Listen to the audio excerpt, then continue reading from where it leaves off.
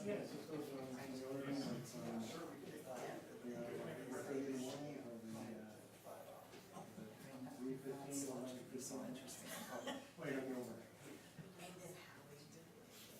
Yeah, we have. Because it sounds like.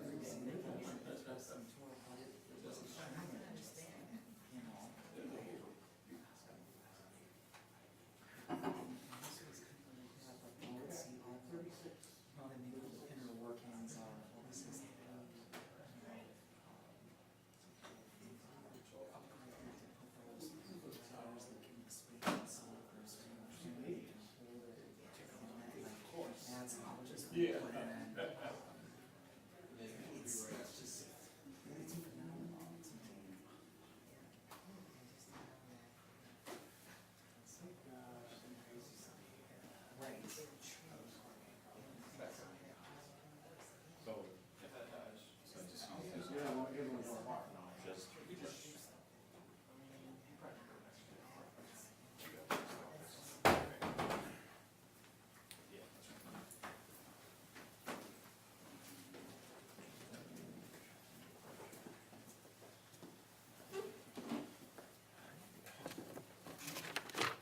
Good afternoon, thank you all for coming. Before we get started with today's press conference, I want to go over a few housekeeping matters before we get started. Number one, anybody who is here, if you would like an email copy of the video, please scan the QR code and fill it out. We will email a copy of the video out after the press release.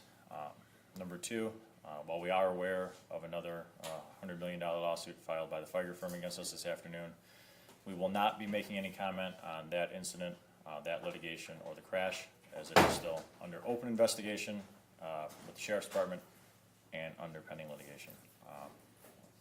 Matter number three, Police Commissioner Russian will not be speaking here today. He has been called away to a mandatory meeting with the Secret Service about upcoming presidential candidate visits in Warren, given that we're T-minus 1 week to go. So I will be doing the speaking. Lineup for today is I'm going to make some preliminary statements. We're then going to play a video presentation, and then make a few concluding statements, and then I will answer a brief amount of questions related to this incident in specific. Just to set the basics up, the date of this incident was Saturday, June 8th, 2024. The starting location was residential side streets, the intersection of Marlowe near Orville, which is a subdivision in the 12 Mile and Ryan area. The start time of the traffic stop was approximately 8:50 in the morning, a.m. The reason for a traffic stop was no visible license plate on a 2023 Dodge Charger.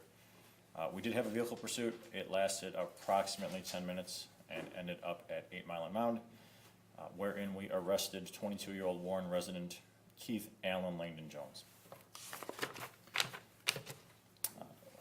To recap, last Friday, 10/25/2024 in the afternoon, the Warren Police Department was made aware by the media of a lawsuit filed against the department by Brittany Turner, who is representing herself in this case. This lawsuit received considerable attention in the media and social media as recently as this morning. To date, the Warren Police Department has yet to be served with an official copy of this lawsuit. There was never any citizen complaint sent by Ms. Turner to this department regarding this incident. The media reported that Ms. Turner was injured when involved in a motor vehicle accident due to negligent actions by Warren Police vehicles. This is quite simply not true. The lawsuit seeks $60 million in damages against the department and claims that our officers engaged in a vehicle pursuit of a suspect vehicle without lights and siren activated. This is also clearly false. While our attorneys almost always recommend that the department avoid public comment on pending litigation, in this particular case, the narrative being told is so blatantly incorrect, we feel that it is necessary to respond with the video and facts that could have been easily obtained under FOIA by anybody who requested it.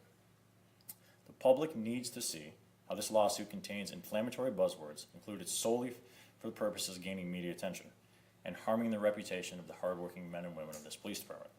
In reality, this lawsuit completely ignores the facts and legal precedent and instead focuses on profit. The facts of this case will show that on Saturday, June 8, 2024, at approximately 8:50 a.m., 2 Warren police officers were on routine patrol in a fully marked patrol car in full uniform in a neighborhood near 12 Mile and Ryan. While conducting their neighborhood patrol, the officer's attention was drawn to a black 2023 Dodge Charger operating without a license plate visible.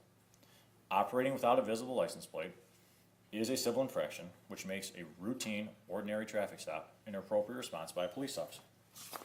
In addition, Dodge Chargers are frequently stolen vehicles in the Tri-County area, so this fact, coupled with the missing license plate, gave our officers concern.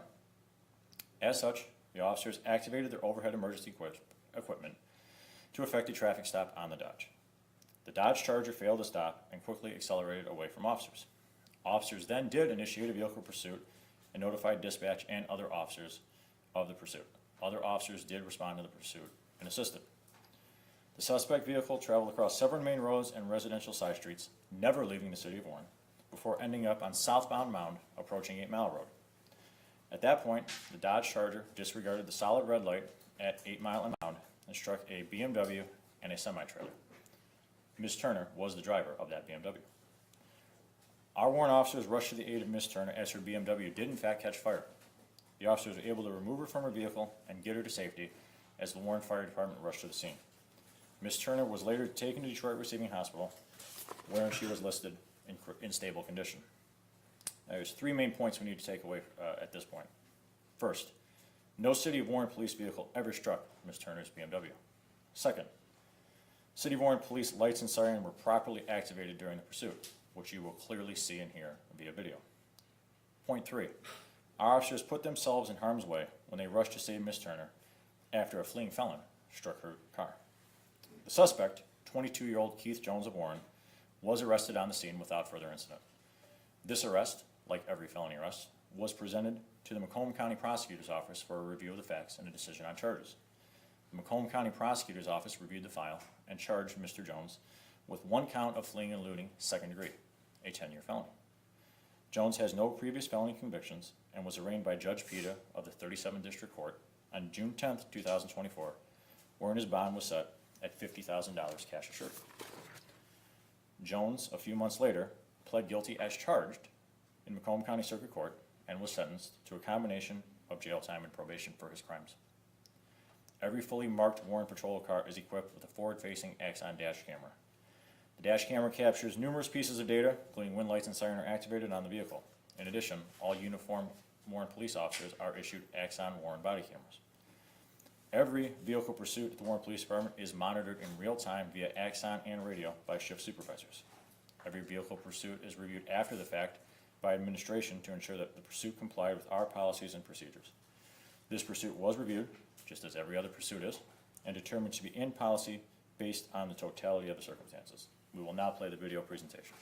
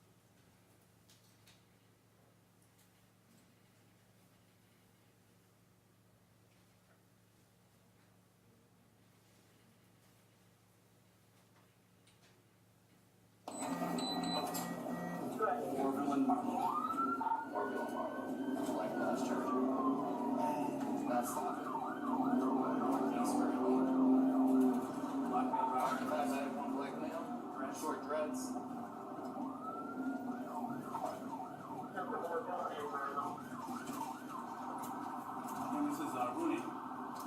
Coming up to Rooney. Turn south.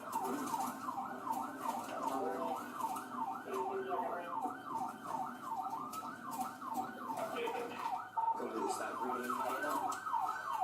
Yeah, done, stop. Turn off the car. All one time. Take it off. Alright, he's taking back. He's taking him southbound again. Fast east.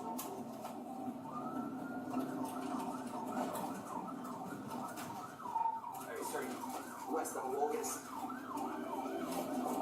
Pushing 12 mile? Pushing 12 mile. Yep, that's 12 mile. Come on, 12 mile. East of 12. Good. Alright, so no plate. Black number. That's on the road.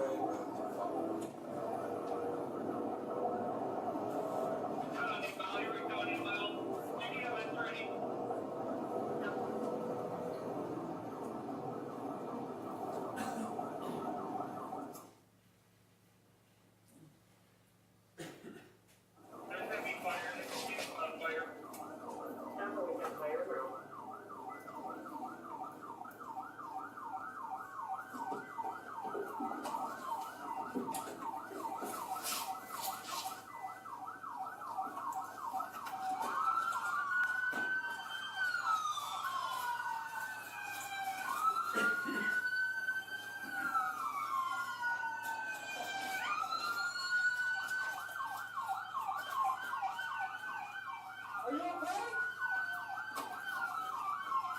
Wait, come on. You gotta get out. The car's on fire, man. We're gonna have to get out. Come towards me. Can you move? Come towards me, no. Come towards me, man. No, come on. I need you to crawl.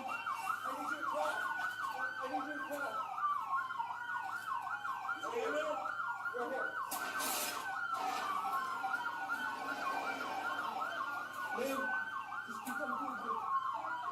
Stay in the car. Keep going. You're gonna be okay. Stay right here.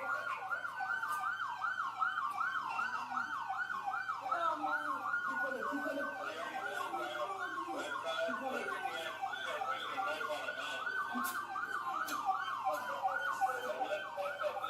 another hand. Give me another hand. I'm gonna pull you. Come on.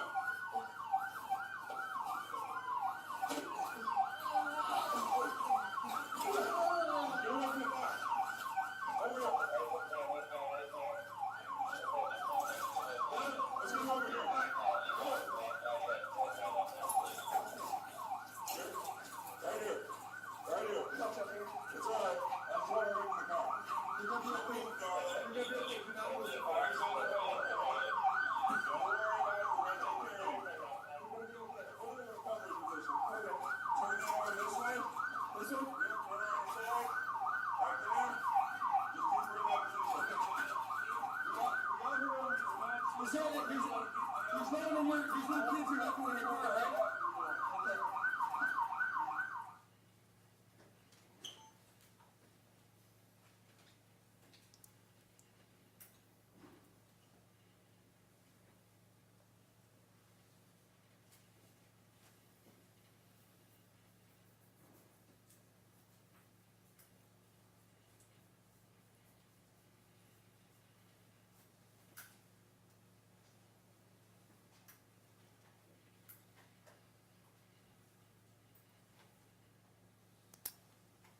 A few conclusionary comments, then I'll take some limited questions regarding this incident. The sad reality is that in the rush to report this lawsuit against the department, no vetting of the claims was done. There is one person responsible for this incident and any injury sustained by Ms. Turner. That would be the defendant, who pled guilty, Keith Jones, the defendant who made a conscious decision to flee from the Warren Police. We at the Warren Police Department would be criticized for authoring a document which completely ignores objective facts in order to gain media attention. fact that Ms. Turner engaged in such defamatory conduct speaks directly to her improper for-profit motivation. The city's attorneys have assured us that the law in Michigan provides a basis for immediate dismissal of Ms. Turner's lawsuit because there was never any contact between her vehicle and any city-owned vehicle. In addition, lights and siren were clearly audible and visible. We look forward to reporting on the dismissal of this lawsuit soon, and we'll be asking the court to compensate us for any legal expenses incurred with having to defend this needless litigation. Based on that, I will take a limited amount of questions about this incident only. So, we got a chance to speak to Brittany Turner, and one of the things that she says is that had this pursuit never taken place, the accident would have never happened. How would you respond to that? Well, I think that's a very valid point, except for the fact that I watch this video and I see our officers doing what our residents expect us to do. I see our officers on patrol in a neighborhood on a Saturday morning. They see a vehicle driving without a license plate, a vehicle that is frequently stolen, particularly from this city. Our officers do what most people would expect the police to do, which is effect a traffic stop and find out what's going on. There is one person who made the decision to turn this from a traffic stop to a vehicle pursuit, and that is Keith Jones. Our officers did pursue this vehicle. We had our emergency equipment activated. We had dispatch notifications, remained in the city, and we made the decision at that point, based on the nature of the violation, favorable weather and road conditions, the time of day, to let this pursuit continue. The fact that Mr. Jones made the unilateral decision to disregard a red light at 8 Mile and Mound is the reason Ms. Turner got injured, not because of anything the Warren Police Department chose to do or chose not to do. We also know that many times after we terminate a pursuit, that does not automatically mean the driver of the suspect vehicle slows down and returns to normal driving. So I think Ms. Turner's claims or her anger or any acrimony she has are misdirected. The responsible party for her injuries, and he is responsible, is Keith Jones. I understand that there are other litigations right now pending, which you won't be commenting on, but there are also, we've come across, while in pursuit of the stories, we've come across other victims of alleged Warren Police high-speed chases who say this is a pattern by Warren Police Department. How would you tackle it? Or let me rephrase that. Is there a way, are you guys looking into your pursuit policy in terms of like if you were going to be changing it anytime soon? So we are an accredited police agency, and we just did get reaccredited in September of this year. And being an accredited agency through the Michigan Association of Chiefs of Police requires us to constantly and continuously review our policies. One of them is the vehicle pursuit policy. All pursuits are reviewed by shift supervisors immediately and after the fact by administration. We are constantly looking at new alternatives to capture suspects who flee, end pursuits. So this incident did not precipitate a review because we're reviewing it every day, every way we can. So there are technologies out there that are available. And again, like anything, we continue to pursue those options.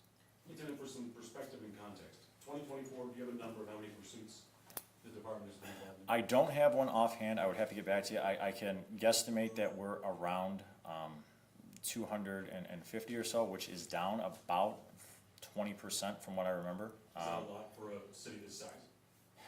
I mean, I think it is, but I also think you have to context we're the third largest city in the state. We do border Detroit. We have a large police department, and we do engage in proactive police work. And sometimes when you engage in proactive police work, suspects do flee. So I think, again, anybody in law enforcement, I don't care if it's in this department or a smaller department, would love for there to be no pursuits. We would love for everybody to pull over and everybody to comply, and us to work it out in the court of law, which is the proper venue for, the adversarial nature of the police law enforcement role. Unfortunately, that's not reality. You know how fast you were going for the police officer you were going? So I can tell you that the top speeds, we did get into the triple digits a little bit. We did crest a little over 100 miles an hour. I don't have the exact top speed for you at this point. At the time you were going 100, was the crime just not having a plate? Well, obviously, the reason for the stop started off as a civil infraction, and then upon fleeing elude, that would become the primary crime, which would be the felony. But before, it was just a no plate. Yeah, That's- just a traffic stop. That's a civil That infraction. is a civil infraction. How far do you pursue a civil infraction before you stop? Case-by-case basis. I mean, certainly, again, this pursuit never did leave the city. The pursuit ended on Mound Road. The distance between Ryan and Mound is only a mile. I can tell you that this was a little bit of a circuitous route, with some back and forth driving the subdivision, but I think a pursuit on a Saturday morning during the day, not rush hour, no school in session, favorable weather and road conditions, that remains in the city, for a traffic violation, but, indicators of a freshly stolen vehicle, I think under the totality of the circumstances, the length of this pursuit was commensurate with the conditions we encountered. Lieutenant, calling a pursuit off, what is the policy for that? Yep, so supervisors and the involved officers are vested with the authority to terminate the pursuit. Obviously, a supervisor can terminate the pursuit. The officers involved can terminate the pursuit. Case-by-case decision, again, based on a host of factors, speeds, distance that the suspect vehicle has gained from us, if the offender's identity becomes known through investigative means, case-by-case, incident-by-incident. Lieutenant, looking at the video now, knowing what you know today, would you do anything differently? Well, I think the one thing that we can all wish is that I certainly wish Mr. Jones would have stopped. As far as our response, I don't think we want to operate in a system of government or society where there is a differing standard for somebody who stops and gets a ticket and the person who stops and goes away. So in this particular case, as unfortunate as the injuries sustained by Ms. Turner were caused by Mr. Jones, no, I don't think we would have done anything different. I think if we would have, or there would have been a policy violation, this would have been an out policy pursuit, and it wasn't. I think the biggest takeaway here is,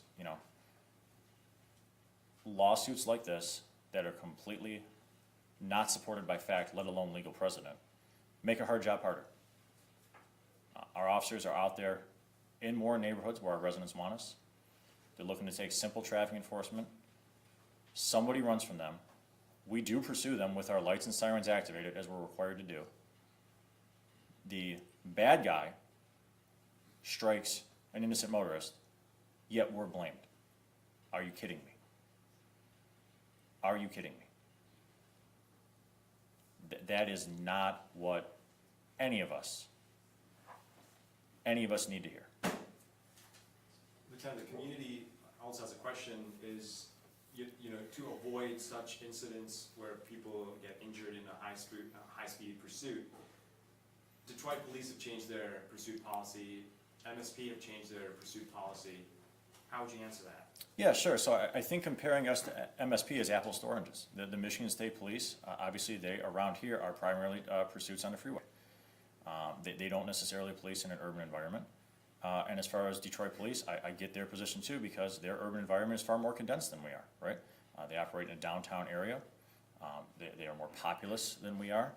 And again, I think multiple police agencies in a tri-county area can have different pursuit policies that satisfy each one of their community's needs.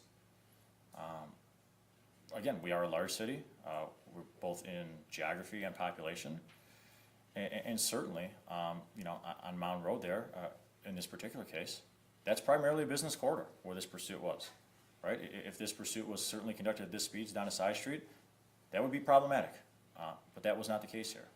So I think trying to conflate one pursuit policy as being the supreme best policy for all just doesn't jive. There's over 600 police departments in Michigan, and I don't think a one-size-fits-all approach is the best course of response. Lieutenant, can you just, so we are completely accurate, define pursuit, what is that? Yeah, so vehicle pursuit is any attempt by a law violator or a passenger in the vehicle to escape custody. And in this particular case, this is what we normally think of when we see a pursuit, right? a valid reason for a traffic stop, lights and sirens activated, and the suspect, for whatever, litany of reasons, makes a decision to flee from us. This is, in that regard, what most pursuits start off as. I just got a chance to speak to Brittany Turner. She says she hasn't heard from the Warren Police Department. Why hasn't the police department reached out, even just to see how she's doing? Well, we did. We took her to the hospital in the Warren Fire Department. We followed up at the hospital. She was listed in stable condition. This case was assigned to a detective. And it's important to note that Ms. Turner was so inclined to hear from us, she never reached out either. Again, we received no citizen complaint on this. The first notice we get was a lawsuit by Ms. Turner, who was representing herself. And again, we did do our normal follow-ups as we would do with anybody involved in an injury accident. Was the Charger that was being pursued actually stolen? No, it was improperly registered. The Charger was registered out of Indiana. It was not legal to be on the road in Michigan in its current status.